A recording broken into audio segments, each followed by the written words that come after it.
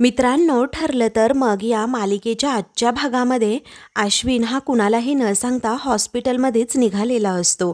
तेव्हा कल्पना आणि प्रताप दोघेही हॉलमध्येच बसलेले असतात। कल्पना त्याला म्हणते, अश्विन, अरे काय चाललंय तुझं बाळा? तुला हॉस्पिटलमध्ये जायचं होतं तर मला तसं अगोदर सांगायचं ना। चल बरं पटकन नाश्ता करून घे, असं ती म्हणते। तेव्हा तो म्हणतो, मला नाश्ता वगैरे काहीही नको आहे। त्याचवेळी प्रतापसुद्धा म्हणतो, अरे अश्विन, काय चाललंय? कधी येतो कधी जातो आम्हाला कळतसुद्धा नाही आहे। बरं आमचं सोड, जाऊ दे, पण मधुभाऊ ते हॉस्पिटलमध्ये आहेत, त्यांची साधी चौकशीसुद्धा नाही केलीस तू?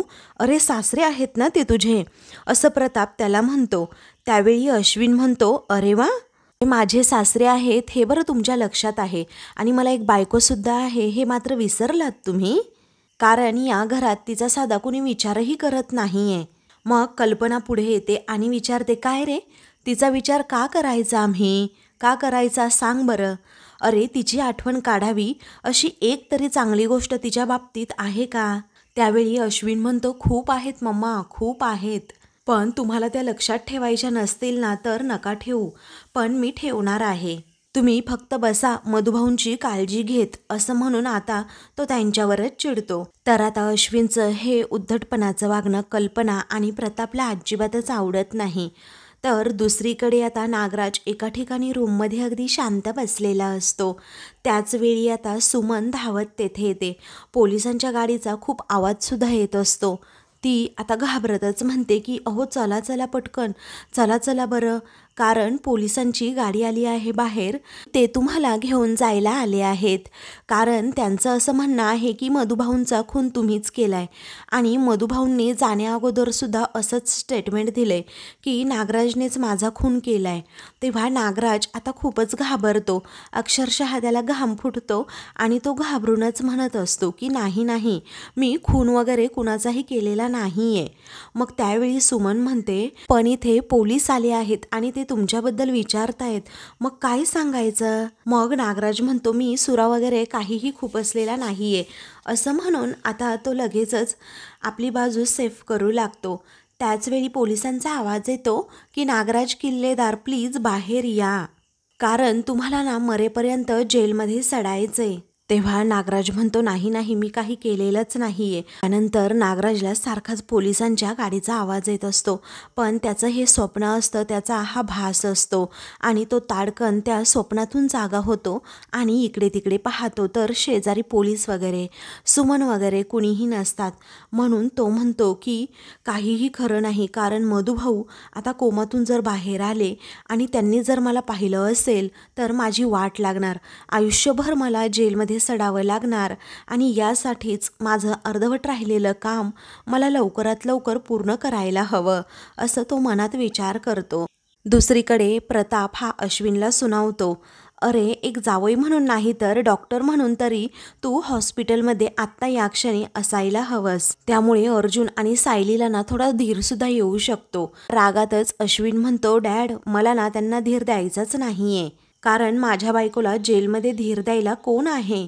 कुणीच नाहीये। तुम्ही ना तिच्या तब्येतीची विचारपूस करता, तिच्यासाठी कुणी वकील शोधता।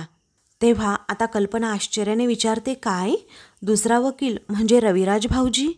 त्याचवेळी अश्विन रागात सांगतो, रविराज काका आता तन्वीची केस ही लढणार नाहीये।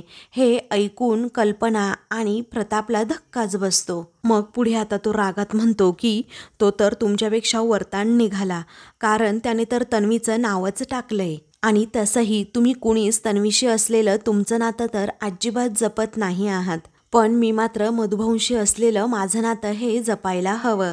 अरे वा, अगदी छान छान, असं म्हणून तो सगळ्यांना सुनावू लागतो। दुसरीकडे आता नागराज घाईघाईतच बाहेर निघालेला असतो।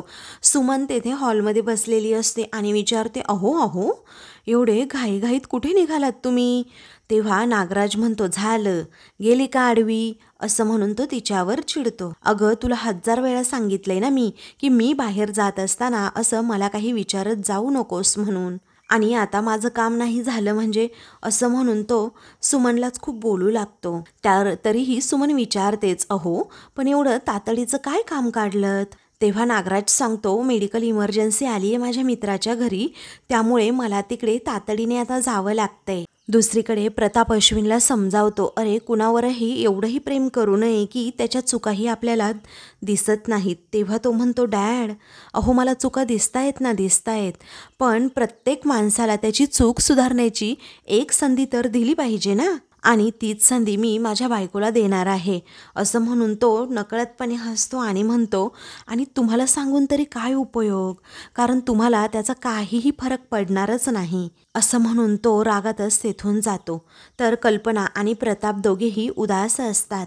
इकडे सावंतसाहेब हे अर्जुनला आता काही प्रश्न विचारत असतात की तुम्ही म्हटल्याप्रमाणे आम्ही अटेम्प्ट मर्डरचा तपास सुरू केला आहे, पण पाटलांची तब्येत आता कशी आहे, कारण आम्हालाही त्यांच्याबरोबर थोडंफार बोलता येईल का. त्यावेळी अर्जुन सांगतो, डॉक्टरांचं म्हणणं असं आहे की मधुभाऊ आता कोमात गेले आहेत, ते आता सध्या तरी ट्रीटमेंटला रिस्पॉन्स करतायत, परंतु कधी शुद्धीवर येतील ना हे नाही सांगता येत. त्यावेळी सावंतसाहेब विचारतात, पण मला सांगा, जेव्हा पाटलांवर हल्ला झाला तेव्हा तेथे कोण कोण होतं. त्यावेळी सायली सांगते, अहो आम्ही सगळे तर बाहेरच होतो, कारण आमच्याकडे दहीहंडीचा उत्सव हा साजरा केला जात होता, पण हे सगळं घडलं ते घराच्या आत घडलं आणि आम्ही सर्वजण बाहेर होतो. आणि मधुभाऊंना सर्वात अगोदर अद्वैत चांदेकरांनी पाहिलं होतं आणि त्यानंतरच त्याने बाहेर येऊन आम्हाला सगळं सांगितलं, असं आता अर्जुन म्हणतो. तेव्हा ओके, मला त्यांचा नंबर देऊन ठेवा, मी बोलतो त्यांच्याशी, असं सावंतसाहेब म्हणतात.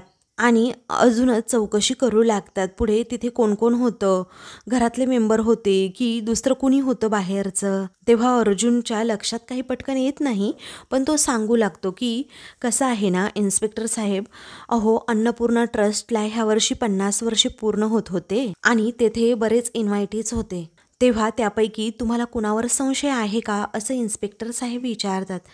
तेव्हा सायली म्हणते, आमंत्रितांपैकी आमचा तसा कुणावरही संशय नाहीये, पण एका माणसावर नक्कीच संशय आहे, तो म्हणजे महिपत शिखरे. अगोदरच तो गुंड, त्यात आमच्यावरच्या रागापायी तो ऑलरेडी वेडापिसा सुद्धा झालाय. त्यावेळी सावंतसाहेब म्हणतात, हो ना, आम्हालाही तसंच वाटतंय, कारण त्या दिवशी तुमच्या घरावर झालेली ती दगडफेक आणि आता हा मधुभाऊंवर झालेला हल्ला, त्यावरून असंच वाटतंय की दोन्ही गोष्टींमागे महिपत शिखरे हा असू शकतो. मग अर्जुन सांगतो, शिखरेच आहे अहो, फक्त त्याच्या विरोधात ना आपल्याकडे पुरावे नाहीये आणि तेच पुरावे मला शोधून काढायचे आहेत. दुसरीकडे नागराज हॉस्पिटलमध्ये आलेला असतो.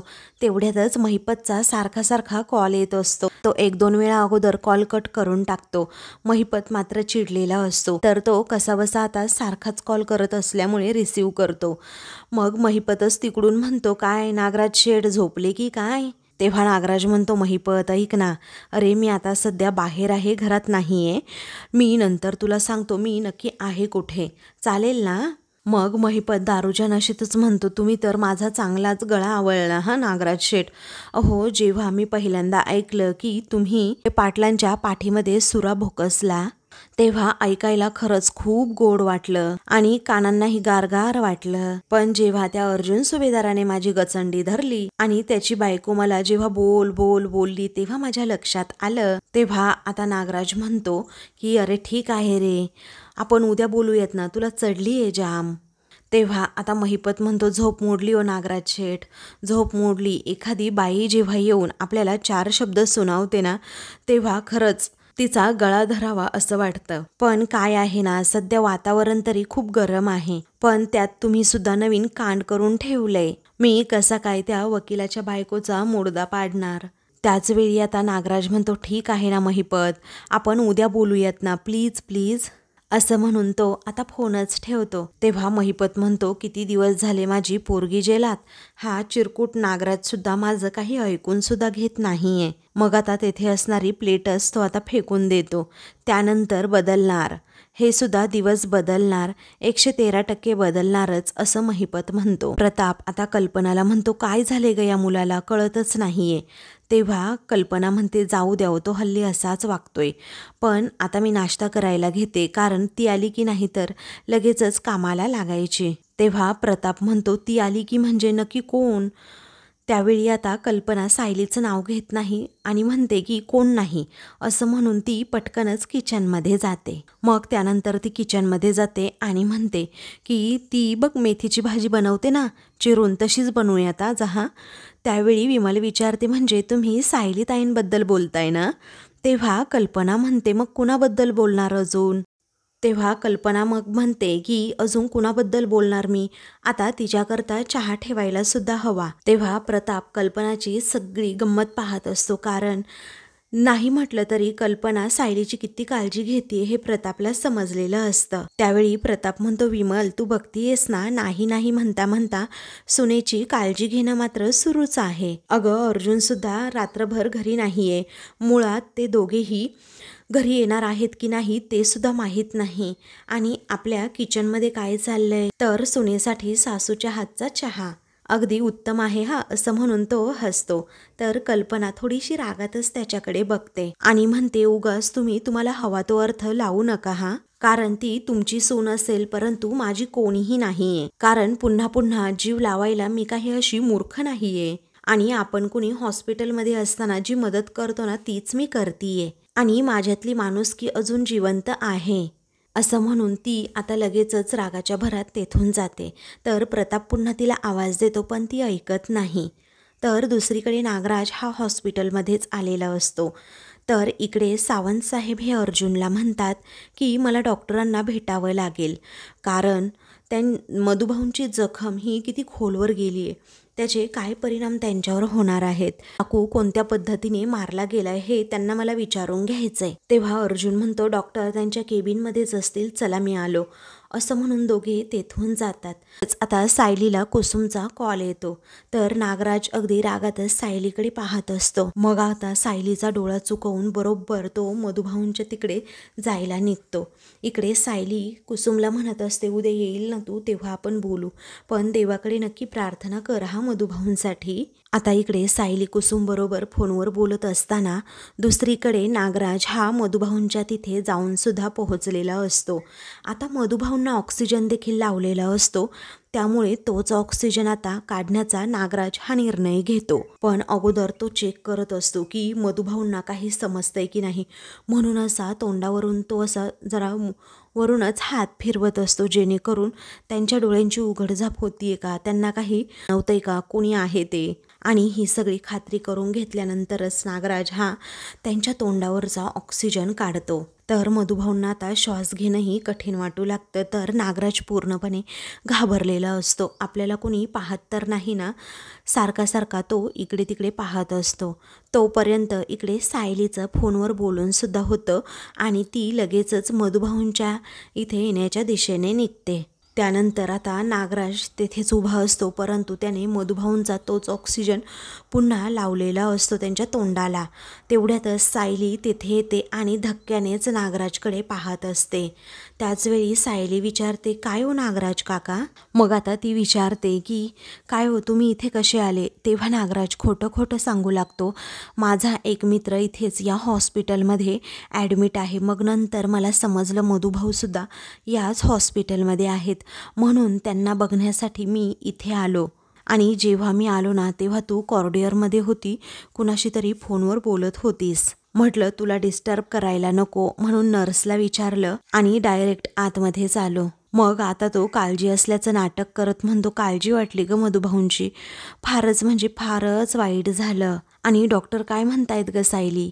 तेव्हा सायली सांगते, अहो डॉक्टर म्हणतायत एवढ्यात तर काही सांगता येत नाहीये, कारण मधुभाऊ हे कोमात आहेत, पण डॉक्टरांची आशा आहे की लवकरात लवकर ते शुद्धीवर येतील, कारण ते ट्रीटमेंटला प्रतिसाद अगदी चांगला देत आहेत.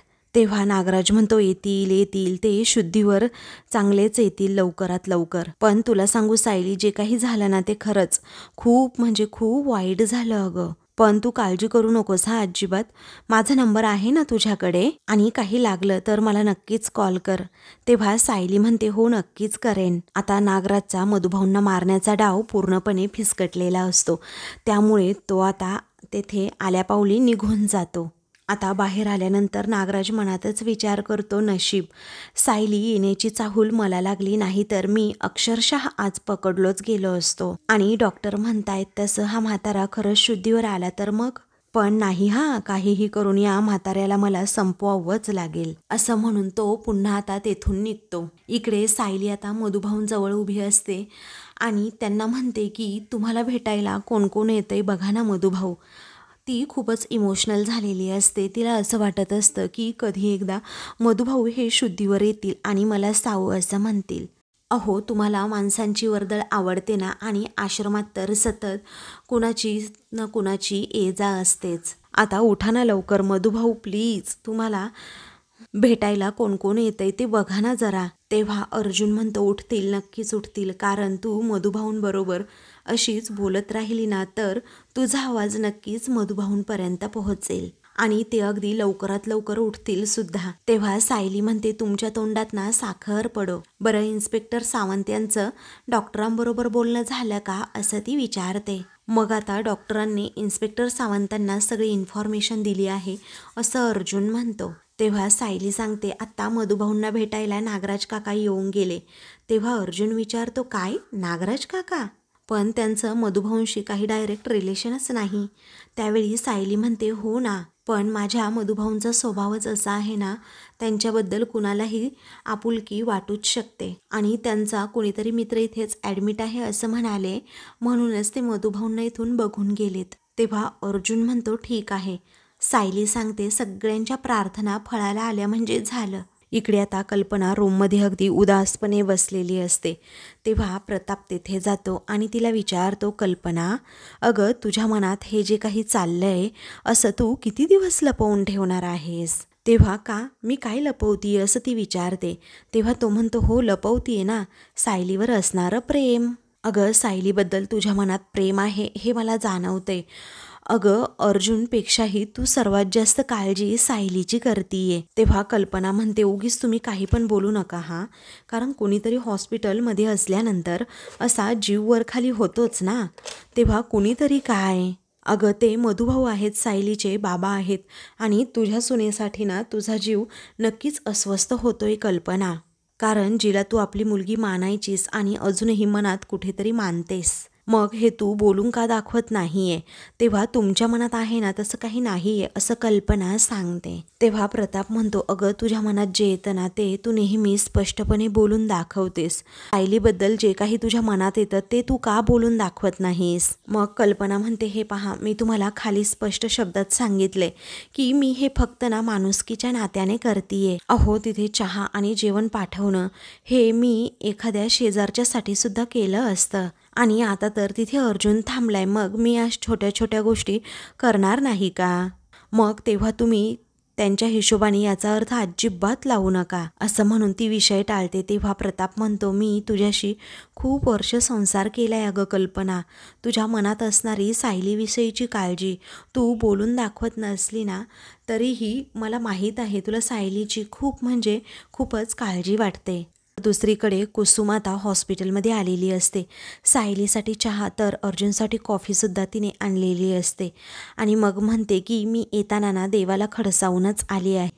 जर माझ्या मधुभाऊंना लवकरात लवकर बरं केलं नाही ना तर मी तुला पाण्यातच ठेवेन अगदी मधुभाऊ बरे होईपर्यंत, कारण तोच तर आपल्या हक्काचा आहे ना. तेव्हा आता कुसुम लगेचच मधुभाऊंजवळ जाते आणि देवाचा थोडासा अंगारा मधुभाऊंच्या कपाळी लावते. मग आता ती आनंदानेच म्हणते, मधुभाऊ, अहो आपल्या बागेतलं जे पिवळं गुलाब आहे ना त्याला कळी आली आहे अहो, आणि आता ना तुम्ही लवकरात लवकर बरे होऊन घरी या, नाहीतर तो गुलाब रुसेल तुमच्यावर असं म्हणून तिचा हुंदका अगदी दाटूनच येतो.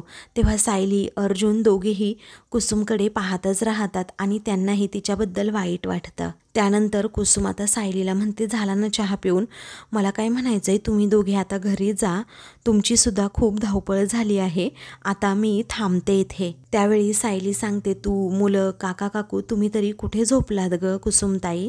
त्यावेळी कुसुम म्हणते, अगं आम्ही निदान घरी तरी होतो, आणि तुमच्या दोघांची ना खरंच खूप धावपळ झाली इथे. मग अर्जुन म्हणतो, तुम्ही एकट्या इथेच? त्यावेळी मी एकटी इथे कुठे आहे, साधना वहिनी ना आश्रमातून येणार आहेत असं कुसुम सांगते, आणि इथलं काय ते आम्ही बघून घेऊ, तुम्ही जा बरं आता. तेव्हा अर्जुन म्हणतो, सायली कुसुमताई ना बरोबर बोलतायत, आपण जरा घरी जाऊ, फ्रेश हो आणि मग इथे परत येऊ, म्हणजे मग कुसुमताईंना पुन्हा एकदा घरी जाता सुद्धा येईल. मग सायली म्हणते, बरं ठीक आहे कुसुमताई, नर्स इथे शेजारी बसलेल्या असतात, हा काही वाटलं ना तू त्यांना सांग लगेच, मी घरी जाऊन ना तुझ्यासाठी डबा वगैरे बनवते आणि मग घेऊन येते. तेव्हा कुसुम म्हणते, बाई नको हा, मला काहीही नको. आणि मी माझं काय ते बघून घेईल, त्यामुळे काहीच नको. तेव्हा चला मग आम्ही येतो असं म्हणून अर्जुन हा कुसुमचा निरोप घेतो, पण त्याचा पायसुद्धा तिथून निघत नसतो. तर सायली आता अगदी इमोशनल होते आणि कुसुमला मिठी मारते, कारण मधुभाऊंबद्दल तिला आता खूप म्हणजे खूपच वाईट वाटत असतं. तर अर्जुन आता त्या दोघींकडे पाहतच राहतो. सायलीच्या मनावरचं हे दुःख त्याला अजिबात पाहवत नसतं. तर आता मित्रांनो, पुढील भागामध्ये सायली अर्जुन घरी येतात. सायली रडतच म्हणत असते, माझे मधुभाऊ त्यांच्या हक्काच्या घरी गेले म्हणून खूप आनंदात होते आणि आता ते हॉस्पिटलच्या गार आणि अनोळखी गादीवर मला साऊ अशी हाक पुन्हा कधी मारतील असं मला झाले असं म्हणून सायली खूप रडू लागते. तर अस्मिता आता तिला धीर देते. त्यावेळी आता प्रताप म्हणतो, सायली तुझी रूम आहे ना, तेवढंच तुझं सासर आहे आणि हे बाकी सगळं घर तुझं माहेर आहे आणि तुझी माहेरची माणसंही तुझ्याबरोबर नेहमीच उभी आहेत. तेव्हा सायली आता आनंदाने कौतुकाने प्रतापकडे पाहते. दुसरीकडे अर्जुन पुन्हा हॉस्पिटलमध्ये येतो. कुसुमला विचारतो, सायलीच्या लहानपणीचा काही फोटो आहे का? तेव्हा तुम्हाला सायलीच्या बालपणीचा फोटो का बघायचा आहे असं आता कुसुम विचारते. तेव्हा अर्जुन आता न उत्तर देता तेथून उठतो. तेव्हा कुसुम म्हणते, अर्जुन सर थांबा ना, तुम्ही असं अचानक का विचारताय? असा प्रश्न विचारून माझ्या जीवाला घोर लावू नका हा. तेव्हा अर्जुन सत्य सांगतो. मग आता तो सांगतो की मला असं समजलंय की सायलीचे आईबाबा हे जिवंत आहेत. तेव्हा कुसुमला मोठा धक्काच बसतो. अशाच मालिकेंचे पुढील भाग पाहण्यासाठी चॅनलला सबस्क्राईब करा.